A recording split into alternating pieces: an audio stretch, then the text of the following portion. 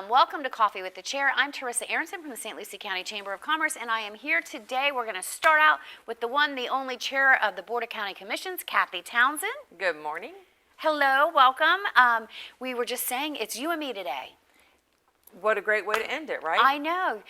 For those of you watching at home, we have Coffee with the Chair, and in St. Lucie County, the Board of County Commissions, they kind of alternate. So you do a year, then you do a year. So this is the last day of your year as chair.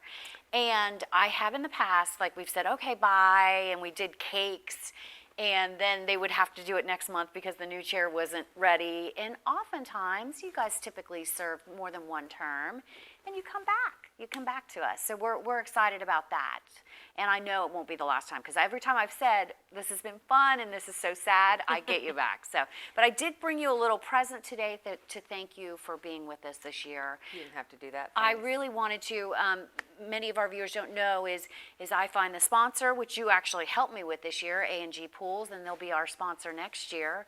And then you also kind of drive the content of what we're going to talk about. So you have a lot more to do. I always just sort of I used to tell Eric, our producer, I'm just a talking head. But I come and they tell me what they want to talk about, and we talk about that. So thank you for everything that you did this year. Well, no, thank you, Teresa. You're great. Thank you. You know, when you came along and joined the chamber, you really raised the bar, and the chamber's done amazing things through your leadership. So thank you. Yeah, you've been a true asset to this county. I love what I do. I It really shows. do, It and does. I do think it's important, and we can make a difference. And you and I have talked about it. We do a lot of behind-the-scenes advocacy for businesses. You do.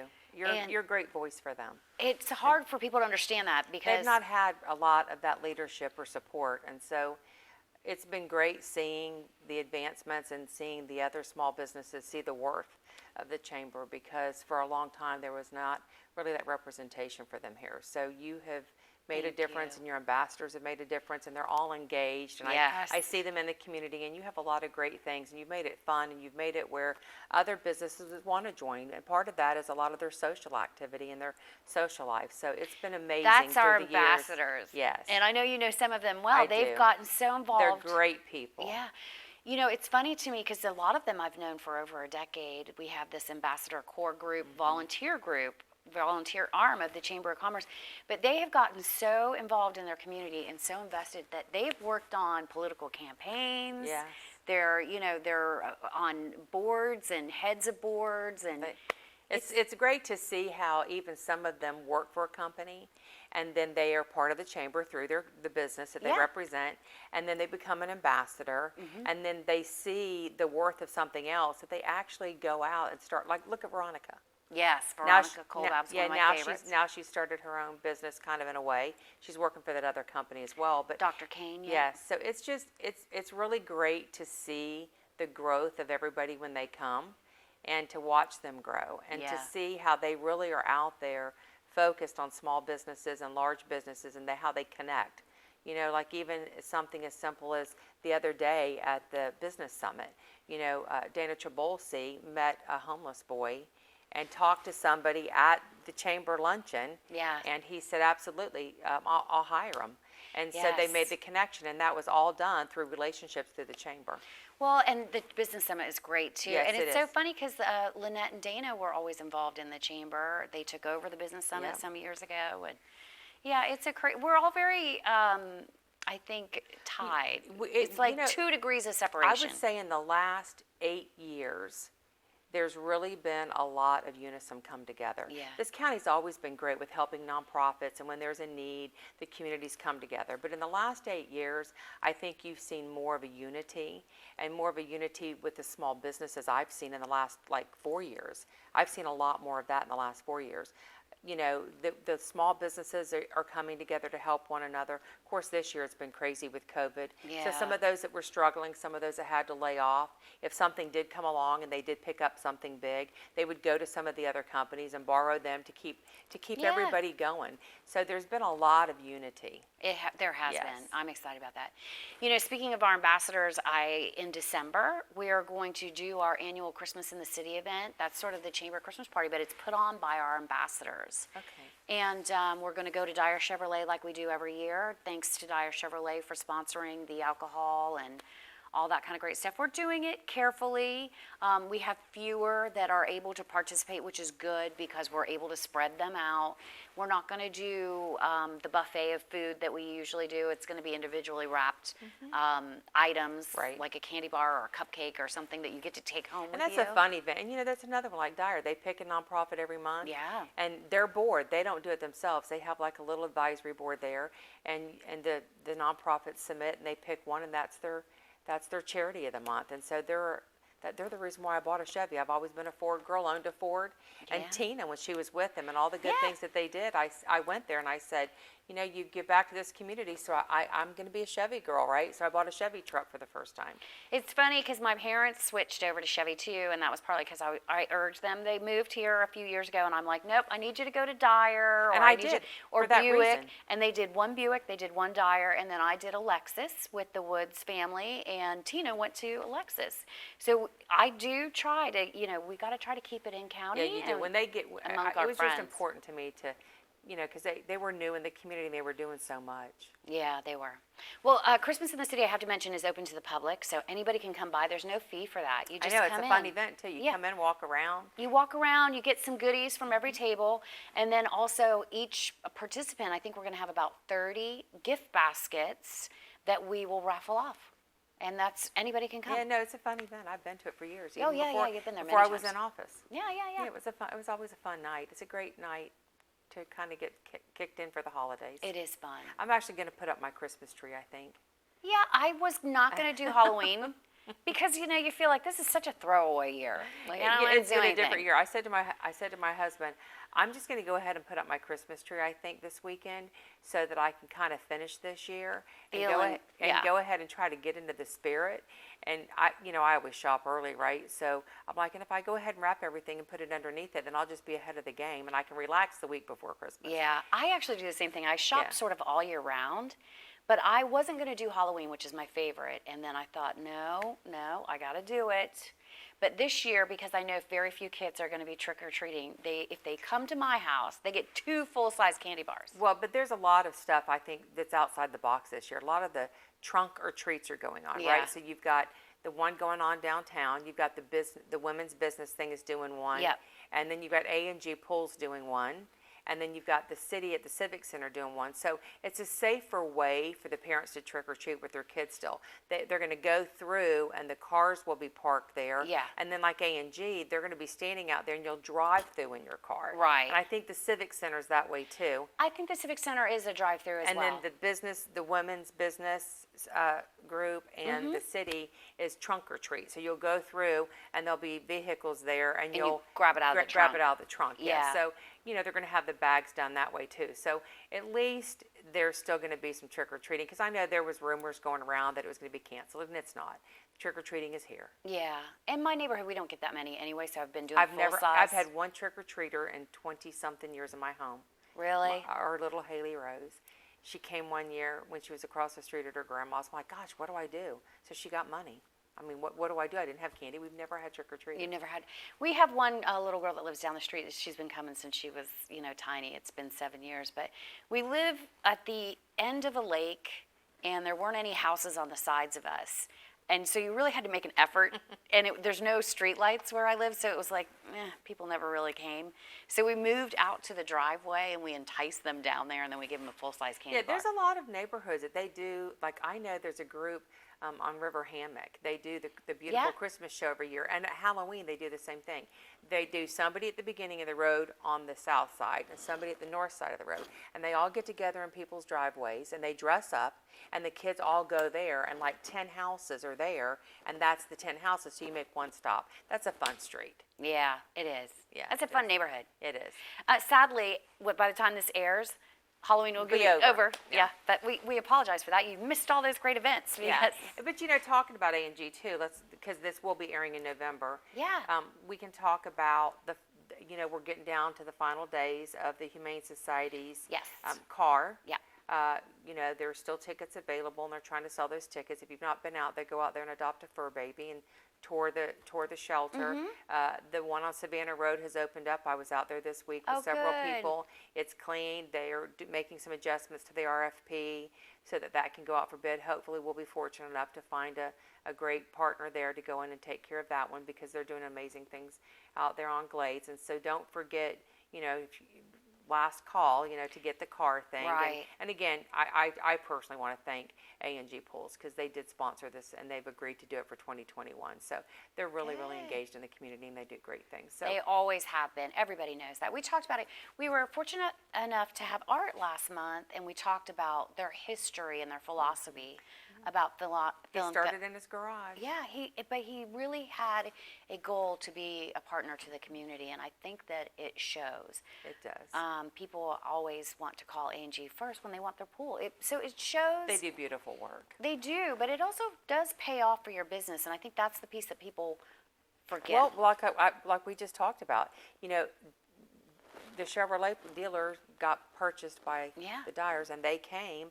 And I know I bought my car there because what they were giving to the community. So Yeah. it does pay off. It does. Yes, it is. So, if you're blessed enough to have prosperity and pay it forward, it comes back tenfold. It does, and does. I think people need to keep that in mind do. and not rush it. It will happen. It's usually typically organic, because yes, you sponsored something one month doesn't mean I need a car next month, but when I do need a car, Remember that, right? I'll know where I'll go. Yeah. So let's kind of wind down, because I'm sad too that this is my last show. I know. But it's okay. It's been fun, and I always enjoy my time with you.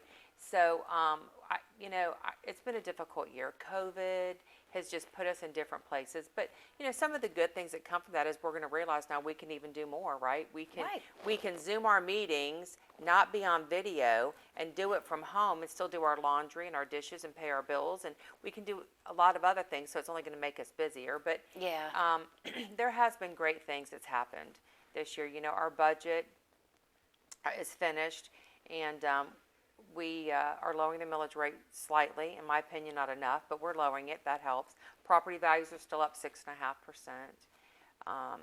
The mask mandate, unfortunately, is still in place. It is. Until the governor removes the state of the emergency.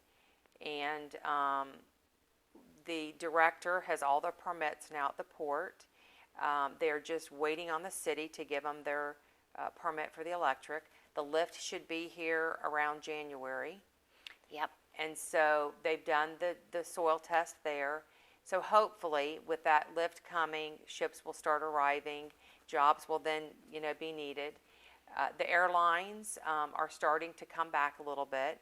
The flights are starting to take back off again. So hopefully a lot of the industries and the businesses out at our airport that have had to lay off some people, their skillsmen can come back. Yeah.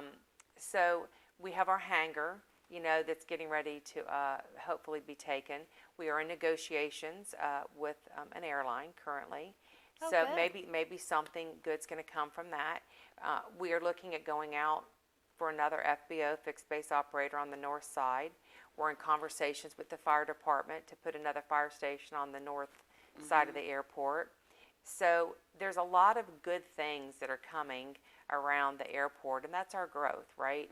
And then there's going to be some good things coming up on US 1 of the corridor, plus all the northern quarter of Embryo Road going out towards 95. Yes. There's like 2,000 new homes going to be put in that corridor in that area there. So the north end is finally going to get some deserved attention that they need. We have a lot of drainage issues with all the rain that we've had. Whoosh, it's been rain. Well, just like Walton Road, people don't understand that the Savannahs is so wet, and that water seeps, and it does seep under the road. So It does. even though you have asphalt, and asphalt's hard, you've got your pan underneath. And if it's saturated and you put the weight on the road's going to collapse. That's going to cost a lot more money than it is to shut the road down for a couple of weeks, right? Yeah. And I know that And it's dangerous. right. I know that it's an inconvenience, but at the same time, I'd rather somebody be inconvenienced than to cost, a couple $1 million to go in and repair a road. Or get hurt. Or like an accident or something happened that, sinkhole starts. So, but Walton Road is opened back up again. Of course, this is going to air in November. So depending on what the rain does, it's important, I think, for people to understand that we're doing great things with our 0.5% sales tax. Even the city of Port St. Lucie is doing really good things. So I'm excited really for where we're heading. I think that this Yeah. board over, the last few years has done really good things along with the chamber and the other strategic partners in the community. Moving in towards 2021, even though it's been difficult, and unfortunately we will have lost some of our restaurants and hotels, my thoughts and prayers are that they can find a way to come back and do something. And COVID's real. I am actually personally running in and having conversations with people that I personally know that have it now. So that's the sad thing. So of course, always continue to keep everybody in your prayers. But for everything that we've had to walk through this year, I think we're actually going to end 2020 on a really positive note. From your lips to God's ears, because I think we could all use it for sure. But there are there's little nuggets of great things that are happening, and I thank you for bringing them up. Director, the largest crane in the United States, I think it'll be at the time that it's done. The next nearest is Europe. The airport, that's a very niche market that we've tapped into, and we're doing such a great job at that. Sometimes you can't be all things to all people, but you need to be the right thing for your people, and I think that we figured that out at the airport, and I appreciate that. Well, I think, with the company coming in the industrial, with the hangar and the company coming there, the school putting in a second school for maintenance and mechanics. Yep. That's going to be the beginning. We have somebody, like we talked about at our last show, wanting to purchase some of the land to do a hotel. So there's discussions going on, and once something starts that's big, everything happens. It does. There's always a trickle-down I effect. could fill 200 hangars right now with just local people in St. Lucie County that have a plane, that want to keep their little plane there, right? So hopefully, if somebody does come in and they want to get the FBO out there to the north, they'll build some T hangars to be able to put those planes in. Yeah. Because our restaurant's still closed out there, the Tiki. They're not comfortable reopening the owners yet because of COVID. They want this to still pass. Okay. Before they reopen. But he's been very kind to his staff. He's still paying them. Oh, wow. So, but I really do. I'm excited for where the airport's going to go.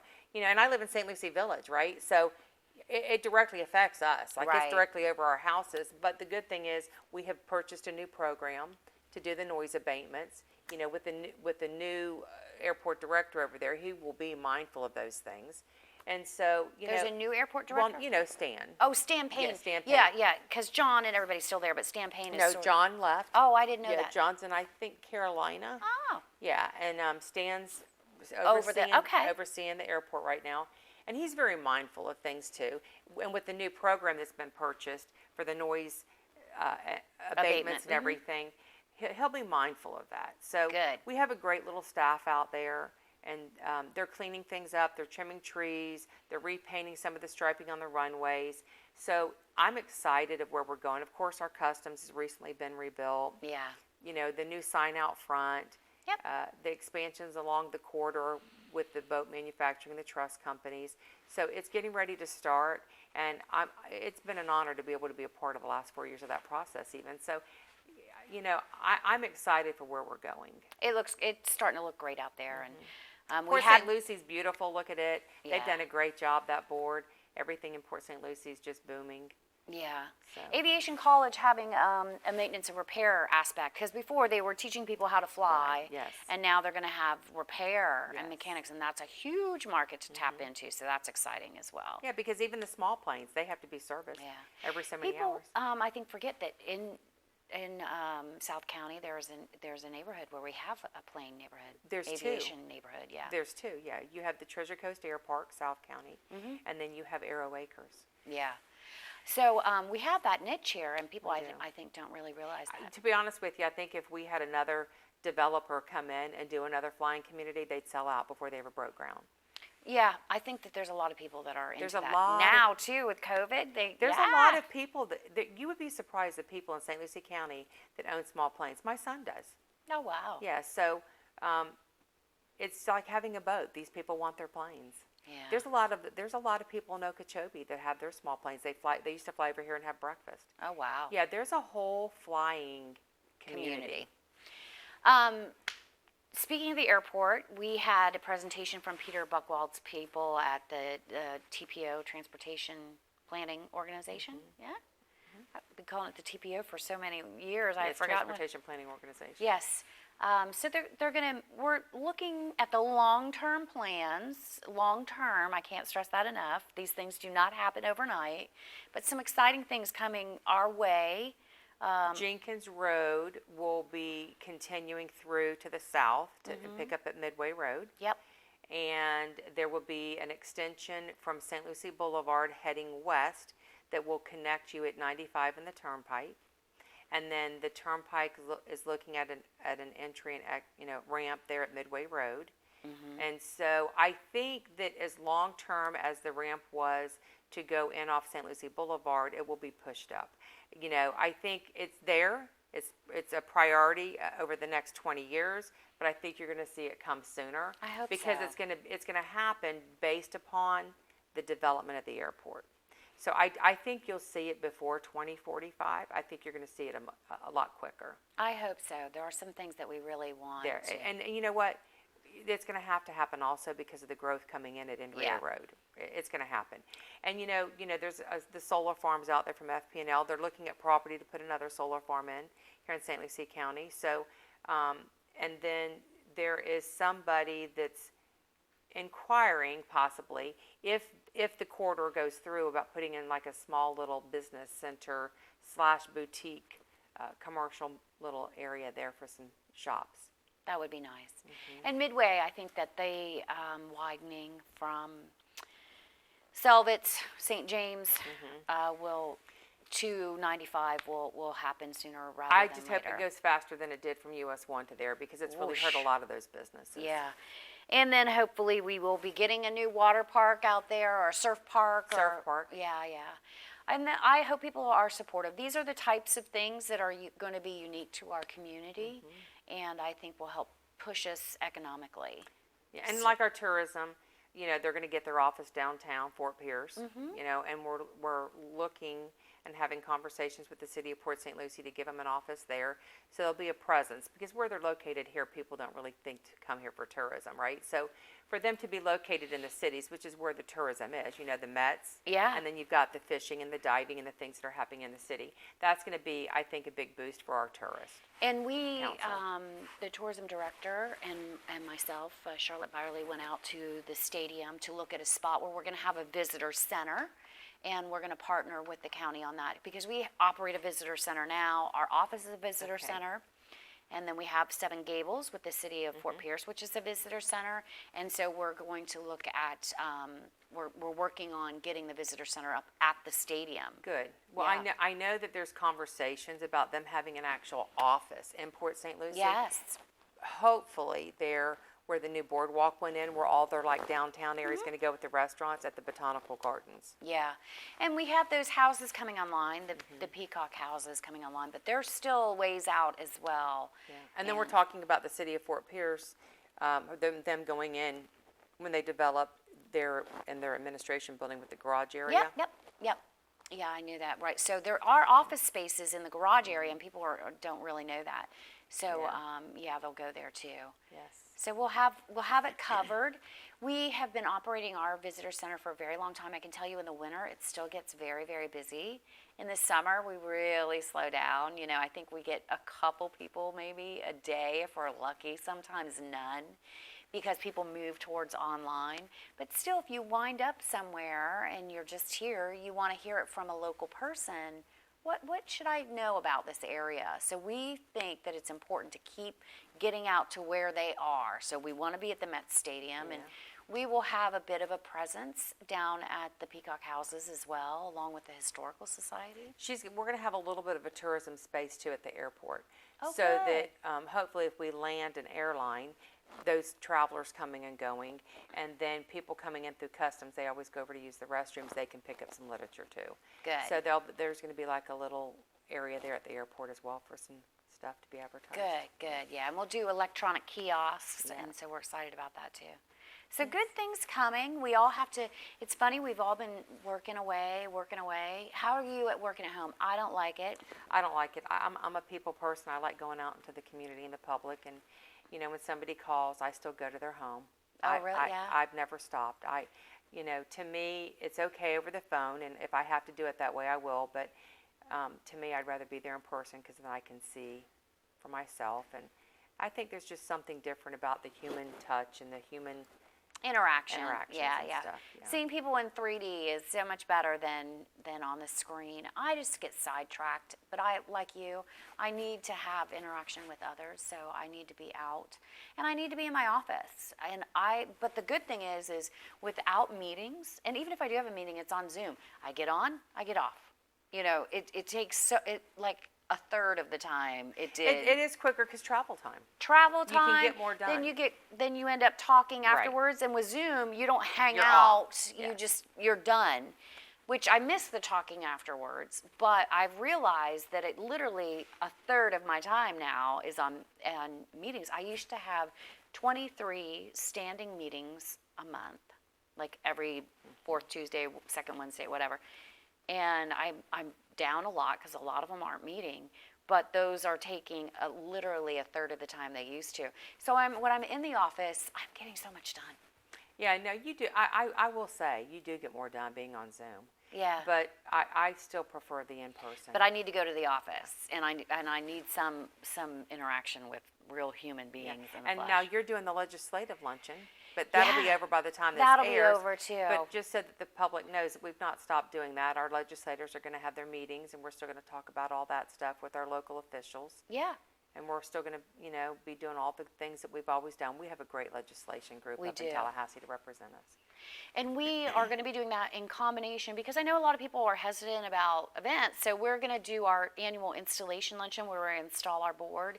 We're going to do that at the same time, and I do a kind of a recap of what the chamber's been up to, but because I think people would be surprised at what we have done in this time period, even with us being semi-closed or many businesses semi-closed. We really never closed because there were things to do. We got into the mask business, and we went to the county and said, look, there's going to be some issues on the end of this. Let's attack it now. And so we've been working on that. And so I'm going to do a little bit of an update on what's been happening. And it brings me back to another thing I have going with the county and some of our other local organizations is there is CARES Act money. Through the end of the year. Yep. It has to be spent by December 31st. Yes, and it's like $55 million. Yes. And how we're spending it is we need to get it out into our community.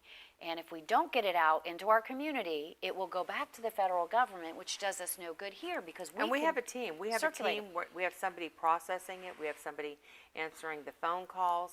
And so if you've not applied for any of that, you need to call and apply. And so there is a small business grant through the EDC and the Virtual Recovery Center.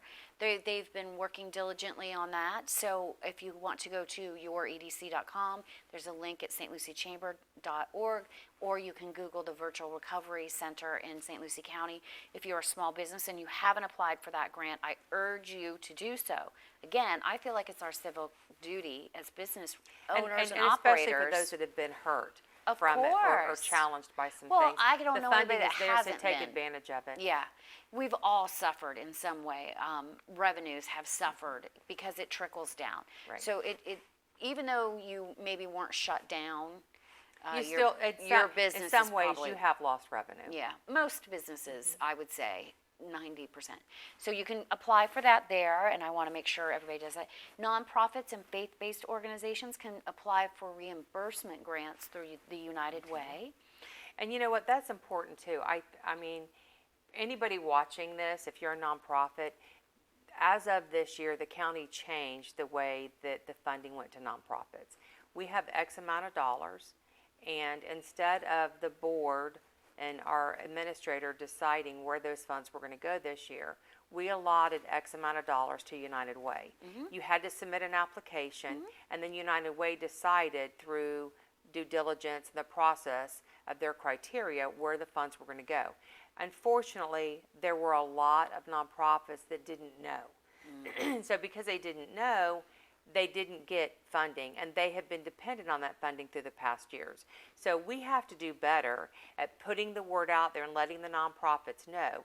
Submit the applications to United Way. Make sure you contact Jessica and find out what you have to do if you can't find it online, and submit your application so that you can get money. Because like there's one criteria in that funding that it has to be for a small home nonprofit where 100% of the proceeds go to the cause. And we have a few of those that are like that, right?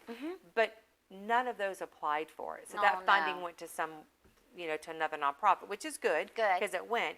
So I think it's important for us to share that and let people know that, reach out to the United Way, because they are the ones that are deciding your fate and moving forward of the nonprofit funding. It's no longer going to be done through the county. And it is important, and I feel like it's us as a chamber, we need to make sure that our partner organizations can get all of the applications that are duly deserving of these monies. So we're working with the EDC, we're working with the United Way, and then Children's Services Council has some of that $55 million too. What they're doing, I think, is very interesting, is they are doing something called the virtual learning centers, and they are working with after-school nonprofits and daycare, just different organizations that they typically fund. And they are placing students whose parents don't want them to go back into the school setting, but they're not really having a great time at home with the virtual learning. So these are creating spots for them to go to a small organization where it's a 1-to-9 ratio and have their learning experiences there, where they'll have some guidance on doing the virtual learning. Because some parents have issues at home. Maybe they're caretakers for an elderly parent or grandparent, and so they don't want their child in public schools right now. But at the same time, they could have terrible Wi-Fi, or they all work. And there's a lot of people that don't even have Wi-Fi. They can't afford it. Exactly. And so, but yet they're fearful for their kids to still go to school yet. So they're going to the libraries, or they're just pulling up to the library and staying in their cars. So we have to figure out a way to correct that problem. That is still a problem. It is still a concern. I see it. So I don't know how we're going to get there with that one yet, because I have actually witnessed a mother that walked to a library and sat on the sidewalk just so her child could have school. Well, the Children's Services Council has slots for them to go to an organization to learn. So we need to make sure that those people get in contact. We do. Okay. Children's Services Council, and they can tell, the Children's Services Council can tell them which organizations, whether it's the Boys and Girls Club or which one of these organizations have slots available for them to send their children. So I did actually ask her to contact the Boys and Girls Club. Good, good. And you can always have them send them to us, because I feel like it's our duty to know what our sister and partner organizations are doing so that we can make sure you get to the right place. So we may not be doing it. We're not doing the grants. But you can lead them. Is. You can lead them. Yeah, we're not doing nonprofit grants. The United Way is, but I can tell you who's doing it and who you need to contact. So stluciechamber.org, or our number is easy 595-9999, and I'll make sure you get in contact. But I do want people to take advantage of these grants. They need them. A lot of these people need them. And the thing is, if they don't come to us and take the money, then we have to send the money back. And I don't want to do that. I don't want to do that either, because if you need it, you use it. Contact us. Get the money. I am not just, preaching this. I am doing it as well. I have applied for grants. We bought a lot of masks for businesses. We did sell them for a while. I didn't ask for any of those monies back. We just wanted to we have a lot of masks. We want to give them out, And we have been giving them out. I had a lovely couple that came to my office, and they're like, we can't afford masks. I was like, well, I will give you some. I want you to have masks. So we are working on that. I have applied for the different grant fundings. I have applied through CareerSource. I forgot about that one. CareerSource has a great grant where they can put COVID-related workers back to work. So if you have an organization or a company, it could be nonprofit, it could be for-profit, it could be anything, but you have a position that was spurred for COVID, whether it's COVID-related customer service. Here at the county, you have people checking temperatures coming in. That came through CareerSource. So if it's a COVID-related activity that you now have to do in your business, you can get a grant to help pay for people to do that. So I'll urge you to do that as well. Right. There's help out there. It's just continuing to educate the community and let them know that the help is available so that they can seek it. Yeah, and if you have to have minimal staffing, like you can only have one person here and you need more people, call CareerSource. Let's get them back to work. But our unemployment's going down, so that's great news. It is, and I do think that once COVID's never going to go away. We know that's just like the flu never goes away, right? It never does. It morphs into something else, but we'll get it under control. We will, and we'll figure it out, and we will rebuild from this, and we'll get there. Yeah. Our economy is going to do well. I think especially here in St. Lucie County, we have businesses that are actually struggling because they can't find work. So I think that once people feel a little bit more comfortable in knowing that it's safe to go back out there and work, and they go back out there and get the jobs, then those people will prosper. They'll be able to not be a renter but be a homeowner. We have a lot of new homes being built here in the county, which is something that we didn't have. Yeah. But there's a lot of that planned for 2021 with the building permits. So that's exciting to see that we're going to have some housing come back again. We've got some affordable housing going in behind the Walmart, and we've got a couple developments coming in. So I think that once people become more comfortable with the process and what the new norm's going to be, we're going to be okay. Yeah. You know, it's funny you should mention that people are a little leery about going back to work. I have 2 positions open at the chamber, See? and I can't get them filled.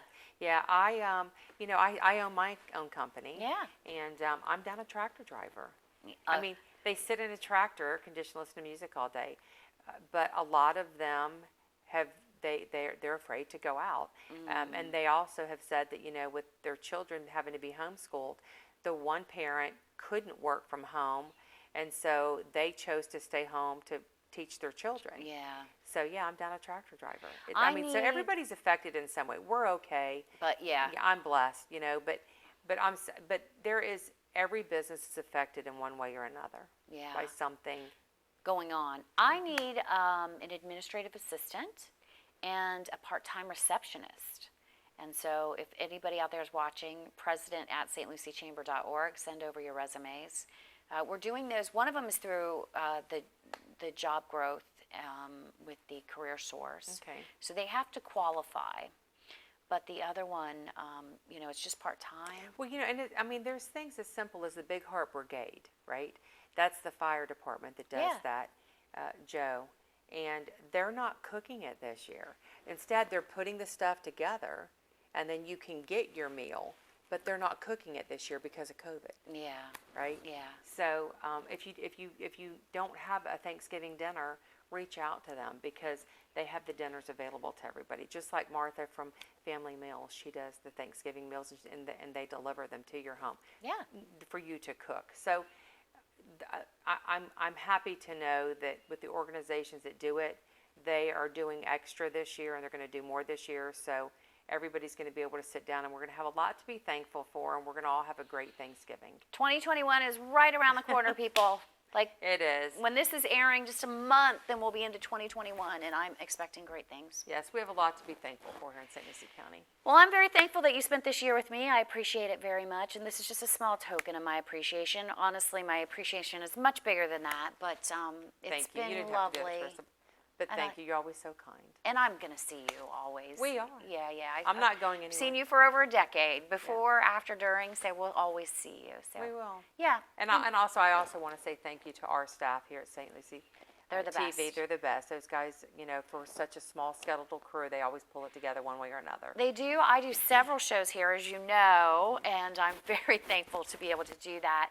And there's Mike and Eric, and we have a new gentleman with us, and Flynn is coming back, but it's been, and our new gentleman is by himself. I know. So thank you, Steph. I know. Seth is, there's nobody else here today, but I know. He's doing it all by himself. So one and Yeah. only. Take note of that, Eric. He's done a good job. He did. So yes. It's been a good year, Teresa. I really appreciate it. thanks for being with us. And I know that we've had to overcome obstacles and things that are out of the norm for you, and not having the people here for the things that you're used to and everything. But you persevered, and I know it was difficult for you in the beginning too to see this through, and you did. You've stuck it out, and you've ended it Yeah. on a great note. So thank you for all that you do. I'm feeling more confident too about next year. So. Yes. Thanks for joining us, Thank everybody. you. And Happy Thanksgiving. Happy holidays. Yeah, we'll see you soon. Bye-bye. Bye.